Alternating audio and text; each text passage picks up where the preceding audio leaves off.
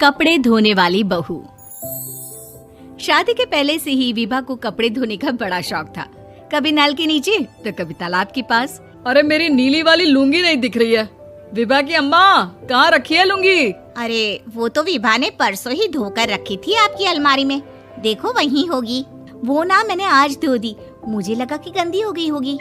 अरे कैसे गंदी हो गई थी? उसे तो मैंने पहना भी नहीं। हे भगवान, इस लड़की के कपड़े धोने की आदत से परेशान हो गया हूँ मैं। जितना तो घर में राशन नहीं आता, उससे कहीं ज्यादा डिटर्जेंट पाउडर का खर्चा है। इसकी शादी करवा दो, शादी जाए अपने घर में ही करे काम, फिर चाहे घर के कपड़े धोने हो या पूरे गांव की।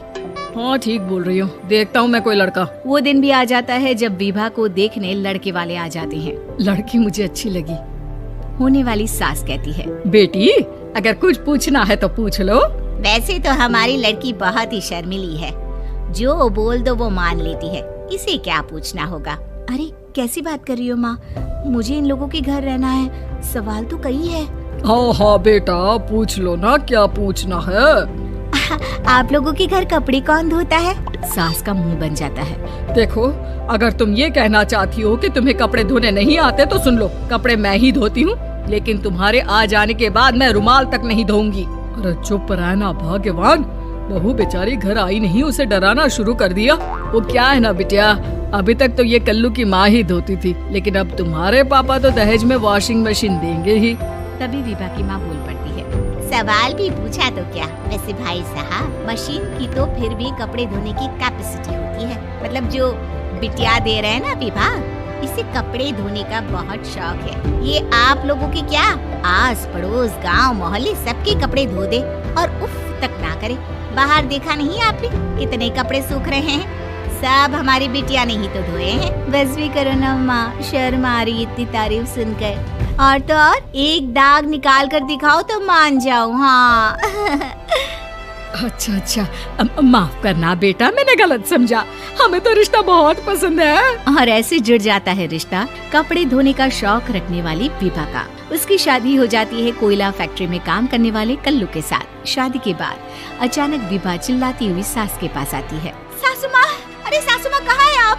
ये तो धोखा है, धोखा दिया आप लोगों ने मुझे। इसे ससुर के चक्कर के बारे में पता चल गया। अरे तो उसमें तुझे क्यों धोखा मिला है? अरे नल में पानी नहीं आता, कपड़े कैसे कब धुलेंगे? अच्छा, तू पानी नहीं आ रहा उसकी बात कर रही है। तो आपने क्या सोचा? कुछ नहीं। अच्छा, तेरी माँ ने कहा था कि कपड़े धोने का शौक है, तुझे याद आया मुझे। शौक बोलकर कपड़े धोने वाले मेरे जुनून को कम ना आके सासू माँ, कपड़ा धोना मेरा गुरूर है। तभी पति भी वहाँ आ जाता है। अभी मैंने इसे सनी देओल की फिल्म दिखाई है, उसी के डायलॉग मार रही है माँ। अच्छा सुन, साफ बता रही हूँ, पानी सुबह 4 से 6 और शाम को 10 से 12 आता है, समझी? विभा टाइमिंग सुनकर हैरान हो जाती है। ये क्या भूतों का मोहल्ला है? सुबह 4 बजे उठकर कौन कपड़े धोता है? 4 बजे टंकी में पानी जाता है, फिर सारा दिन धोना ना, किसने मना किया? अरे कैसी बात कर रही हैं? 200 लीटर की टंकी में कितने कपड़े धो लूंगी मैं, सुबह ही उठ जाऊंगी मैं। अब क्या था, विभा सुबह 4 से लेकर रात के 12 बजे तक कपड़े ही धोती रहती। एक रोज सास पड़ोस से निकलकर कहीं जा रही होती है कि साथ वाली कहती है, हाँ कल्लू की माँ, जरा ये बताओ कि 2 साड़ी है, 2 ब्लाउज और एक पेटीकोट और एक नाड़े वाला लंबा कच्छा। हाँ तो? अरे तो क्या, कितना लोगी धुलाई ये बताओ। धोबन दिख रहे हैं हम क्या? हमारे पति सरकारी नौकरी से अभी रिटायर हुए हैं और बेटा सुपरवाइजर है कोयला फैक्ट्री में। धोबन समझ रखा है हमें। हाय रे कल्लू की अम्मा, माफ कर दो, वो तो मोहल्ले में यही सब बता रहे थे कि तुमने बहू को कपड़ा धुलवाने के काम में लगा दिया है। सास को पड़ोसन की बात सुनकर गुस्सा आ जाता है। वो घर पहुंचती है जहां घर के बाहर ही इतने सारे कपड़े सूख रहे होते हैं जितने कि किसी धोबन के घर पर। अरे ओ कल्लू की दुल्हन, बाहर निकल। माँ जी यहीं आ जाओ, बाथरूम में चादर धो रहे हैं हम। अरे अभी हम धोते हैं, तुमको बाहर निकलो। ये आस पड़ोस वाले बोल रहे हैं कि हम बहू से कपड़े धुलवा कर उसे कपड़ा धोने वाली बना दिए हैं। अरे छोड़ो ना माँ जी, किन लोगों की बातों में आती हो? आस पास के लोगों का तो काम ही होता है कि वो किसी तरह सास बहू को लड़ा दे। बहू सारे घर के कपड़े धोती है, ये क्या कम है? बोलिए।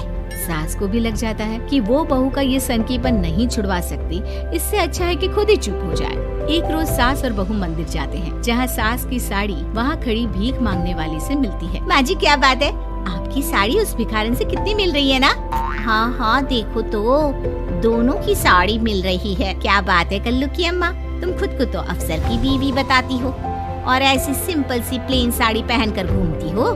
सिंपल और प्लेन नहीं है ये साड़ी। तो क्या सोने के धागे से फूल बने हैं? कुछ भी सासू माँ, कुछ भी। हाँ बने थे इस साड़ी में सोने के धागे से फूल।